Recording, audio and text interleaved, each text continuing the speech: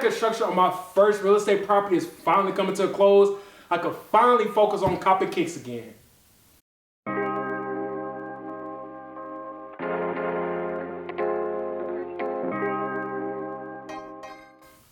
What's good, YouTube? I'm Aaron Michael, and I'm back here representing all my fellow fly enthusiasts. Man, it feels so good to be copping kicks again, man. Right now, I'm currently wrapping up my closing on my first duplex. My financials have really been under a microscope during this long process, and I really had to take a hold on my passion, man. But you know, as a fly enthusiast, I know there's nothing flyer to elevate your financials. So, you know, I had to do what I had to do. You know, secure property, you know, try to elevate my net worth. So go ahead, sit back and relax as I share my latest sneaker pickups in celebration of me closing on my first duplex.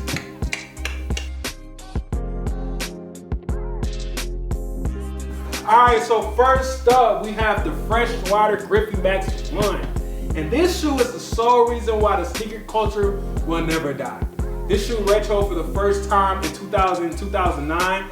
These were so hot when I was in high school, and having it here right now literally brings back so many memories. So when I saw that they was about to release again, I figured automatic cop. So as a matter of fact, after this video, go ahead and check out my review of the Freshwater Griffin Max 1s.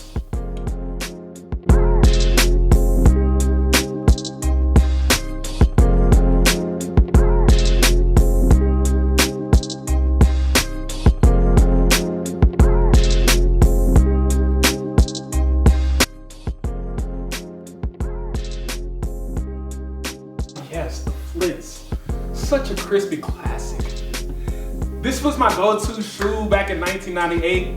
Yes, I may have been 5 years old, but my mom, she really made sure she kept me laced with the best Jordans at the time. So immediately, this takes me back to where, let me see, it was May 12th through the 18th of 1998 when my mom took me on my first trip to Disney World, which still to this day is probably like one of my best vacations ever. I mean, I vividly remember running around the park chasing Goofy and Buzz Lightyear in these joints. And I'm pretty sure I got some pictures of that too.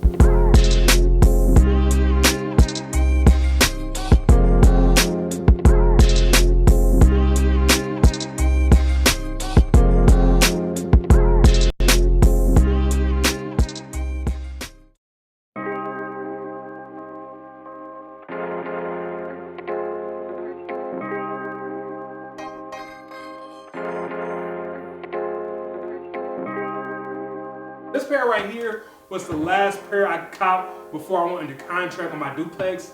And typically when you close on a crib, it takes about 2 to 3 months. So, you know, I'm thinking, hey, you know, let me not resign on my lease. Let me lay low with the fam, get some good quality family time. But this whole pandemic said, I mean, the cost of materials went up. There was so many unpredictable delays with like permits and everything, and it really took me out of my comfort zone, you know, like mentally. So it's literally not a stretch to say that these Air Jordan 4 Fire Reds was like my security blanket. Like rocking these, you know, every day was my safe space. Like all my shoes were in storage, you know, like my whole independence, my whole life. So these were literally the only shoes I had around at the time. So when I see these now, I just look back and it takes me back to that time where, you know, I had to show perseverance and patience during very unprecedented times. This is my first time, you know, trying to, you know, build a duplex. I mean, let alone first time home buying, you know what I'm saying? So once I finally started to close, you know, wrap everything up, had to pull the trigger, get 2 more pairs of these joints, baby.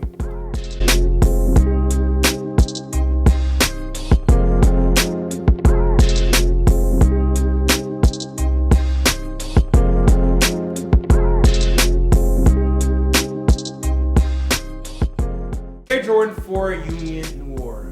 This is the second coming to the very hype collaboration between the store Union Los Angeles and Jordan Brand. I gotta tell you, I was really not feeling these when the images first leaked. The changes to the tongue and the midsole left me feeling very uneasy as it deviates from the original cut. It's crazy the thought process your mind goes through before you finally decide you like a shoe.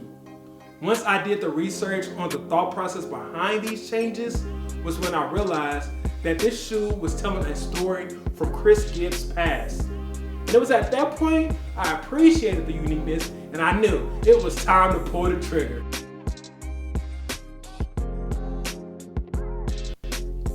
Of course I had to run this back with the Union Jordan 4 Guava Ice. These are so wacky, and the color scheme, I love it.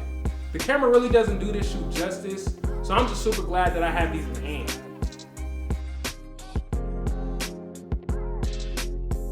Armand Jordan 6, a timeless classic. This is the first time to shoot retro with the Nike Air on the back in about, 31 years. This release was kind of tricky due to the fact of pink midsoles, like the red was bleeding on the shoe or something like that. So I had to make sure I kept my ears close to the streets and find out what my local stores were doing. To my surprise, it was first come, first served, and they released them on a Sunday.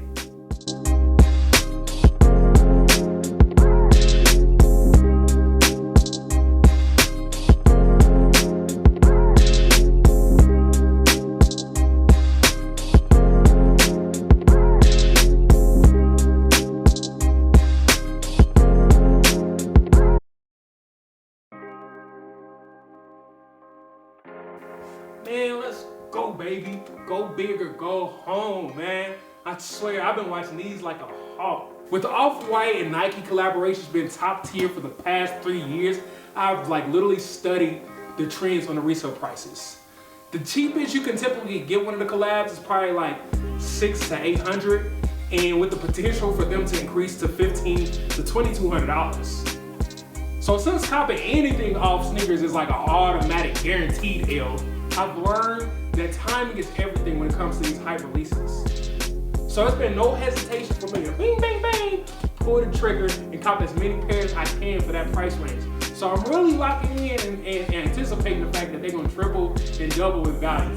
So go ahead and look for, I should have an on-depth review of the Off-White Air Jordan 5 sales coming out here soon.